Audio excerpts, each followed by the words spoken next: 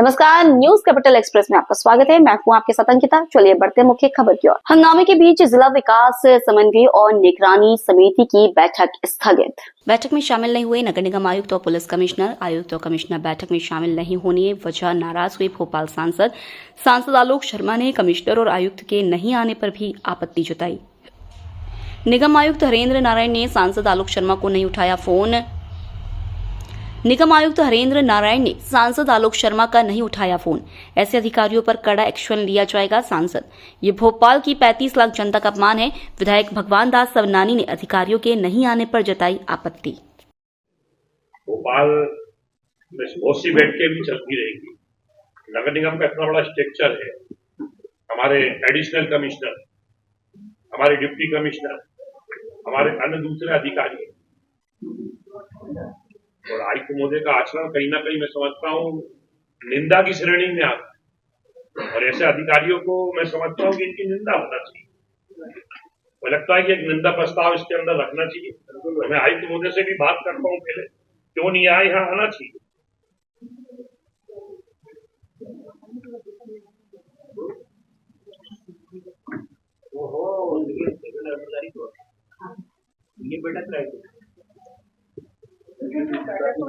ये बच के निकलने के रास्ते उसको रहना चाहिए नहीं आया तो सेकंड अधिकारी समाधान मुख्यमंत्री जी के साथ कॉन्फ्रेंस चल रही है। बाकी तो या तो बैठक का समय परिवर्तित करना चाहिए।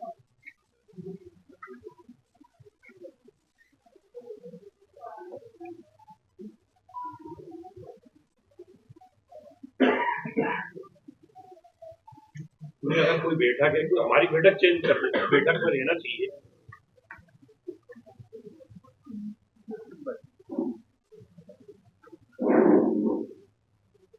अधिकांश एजेंडा तो नगर निगम का ही है। नगर निगम की महापौर आई, विधायक भी आए, हमारे जिला पंचायत के अध्यक्ष, उपाध्यक्ष बैठे, जनपद के अध्यक्ष बैठे।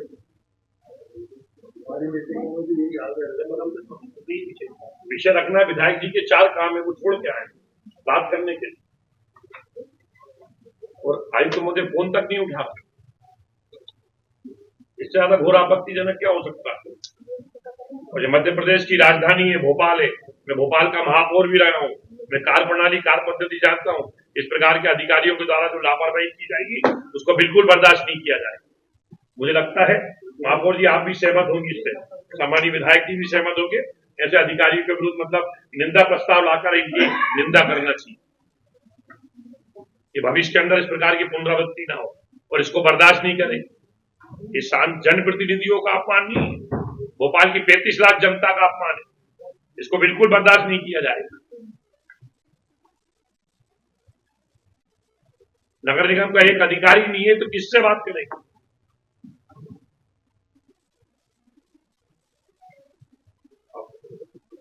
नहीं ठीक नहीं है।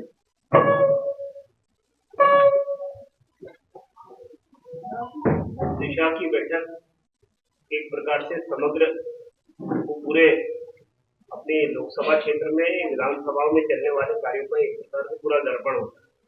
सारे अधिकारी रहते हैं, बैठकर बातचीत करनी होती है, आगे का रास्ता तय करना होता है। हम राजधानी में बैठे, दूरस्थ नहीं बैठे कि अधिकारी नहीं पहुंच पाए। राजधानी में बैठे, हमको ये भी मालूम है कि राजधानी में बहुत सारी गतिविधियां एक साथ चलती है, तो इतने सारे अधिकारी भी तो है जो पूरी जानकारी लेकर के आते हैं। एडिशनल कमिश्नर आ सकते हैं, आगे सांसद जी बैठक ले रहे हैं, तो ये इम्पोर्टेंट बैठक है। और इस बैठक में इस तरीके से उपेक्षापूर्ण व्यवहार करना ठीक नहीं, कदापि ठीक नहीं।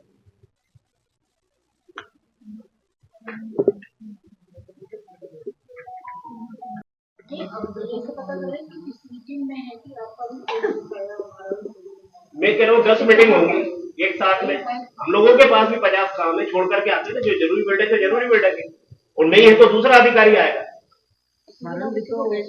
देखिए गर्मी है, गर्मी के बाद बरसात आने वाली है। आज की मीटिंग में हमें चर्चा करना था इसके बारे में कि बाढ़ आपदा निपटने के लिए नालों का किस प्रकार से निर्माण हुआ है। मुख्यमंत्री शहरी अधोसंरचना में हमारे कितने काम हुए हैं, कितने काम को प्रशासन की सक्षम स्वीकृति मिली है। कायाकल्प योजना में सरकार ने पैसा दिया है, राशि दी है। 12,000 की मतलब 95 करोड़ 97,12,000 की स्वीकृति दी है। उसकी जानकारी जनप्रतिनिधियों को चाहिए। माननीय मुख्यमंत्री जी की मंशा है कि पूरे प्रदेश के अंदर संजीवनी क्लिनिक बने। यह मध्य प्रदेश की राजधानी है। संजीवनी क्लिनिक बनाने के लिए 102 स्थानों के लिए राशि दी है। आज वहाँ कहाँ काम हो गए पूर्ण, कहाँ पे काम पूर्ण नहीं हो, वो जानकारी चाहिए थी। सीएम इंफ्रा के अंदर क्या क्या काम चल रहे हैं। लगभग 82 करोड़ 2,13,000 की राशि सीएम इंफ्रा के अंदर स्वीकृत हुई है, उसकी हमें समीक्षा करना था। अमृत 2 के लिए हमारे यहाँ क्या क्या काम चल रहे हैं, सीवेज के क्या क्या काम चल रहा है, उसकी आज ये मेरी पहली बैठक है सांसद के नाते। हमारे सभी जनप्रतिनिधि हैं। मैं लोकसभा चल रही है, लोकसभा छोड़कर मैं यहाँ आया हूँ कि कम से कम हमारी दिशा की बैठक इस माह के अंदर हो जाए। हमारा मार्च का अंतिम महीना चल रहा है और इसके बाद आज की तारीख तक कोई नहीं आ रहा। शाहपुर वाडी के लिए भी कुल डीपीआर हमने बुलाई थी, उसके बारे में भी हमको आज जानकारी देना था। प्रधानमंत्री जी की हमारी महत्वपूर्ण योजना है देश की, गरीबों के जीवन स्तर में सुधार हो, उनको क्वालिटी ऑफ लाइफ, उनको अच्छे पक्के मकान मिले, उसके बारे में हमको समीक्षा करना था कि प्रधानमंत्री आवास योजना के कहाँ पे काम चल रहे हैं, उसके बारे में भी कोई नहीं है। BCLL बसों के बारे में हमको जानकारी चाहिए थी, वहाँ का भी कोई अधिकारी नहीं है। आखिर कितनी बसें भोपाल के अंदर चल रही है, BCLL वाली बात नहीं है। आपसे लेकर मैं बात करूँ, स्वास्थ्य विभाग का हमारा एजेंडा है, हमारा आयुष्मान योजना में आज इसमें कई नगर निगम है, दूसरे पर नगर निगम के सारे काम कहीं ना कहीं सफल हो रहा है। और राजधानी भोपाल के अंदर इस प्रकार से एक नगर निगम के आयुक्त का जो आचरण, जो व्यवहार और जो उनकी कार्य प्रणाली है, कार्य पद्धति है, ये कम से कम ठीक नहीं है। एक मैं समझता हूँ कि भोपाल लोकसभा की हमारी ये भोपाल की तो 25 लाख से अधिक जनता का अपमान में इसे मानता हूँ। इसको ये नहीं है, उचित फोरम पे इस बात को भी हम लोग रखेंगे। जनप्रतिनिधि ने भी बात रखी है और आयुक्त महोदय तो मैं समझता हूँ कि सांसद का फोन नहीं उठा, हमारे महापौर जी का फोन नहीं उठा। कुछ अधिकारियों की अनुपस्थिति के कारण आज की बैठक स्थगित हमने कर दी है और शीघ्र ही जनता से जुड़े हुए जो मुद्दे हैं उसको लेकर हम बैठक करेंगे।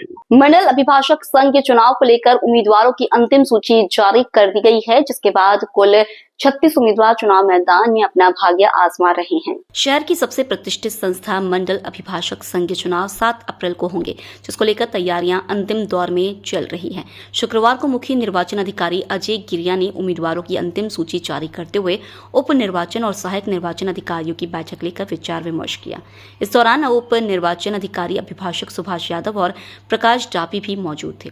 मुख्य निर्वाचन अधिकारी अजय गिरिया ने बताया कि अंतिम सूची जारी होने के बाद अब 36 उम्मीदवार चुनाव मैदान में शेष बचे हैं। हाँ, बुधी चुनाव के निर्वाचन के वो मतलब तैयारियां पूरी हो चुकी है और लिस्ट फाइनल हो चुकी है। अब कौन कौन मैदान में, चुनाव मैदान में और कितने प्रत्याशी देखिए, कल हम लोगों ने जो उम्मीदवारों की अंतिम सूची थी वो जारी कर दी हमने और उसके तहत अध्यक्ष पद के लिए जो प्रमुख पद है चीफ ऑफिसर है मार के, उनके लिए 7 उम्मीदवार मैदान में हैं और 7 उम्मीदवारों में अगर अल्फ़ाबेटिकल में कोशिश करूं तो भूपेंद्र सिंह कुशवाहा, उसके बाद श्री गोविंद शर्मा गुरु, उसके बाद महेंद्र सोलंकी, मनोज यादव, ओम सारवान जी और विकास कपूर और मनोज यादव, ये 7 लोग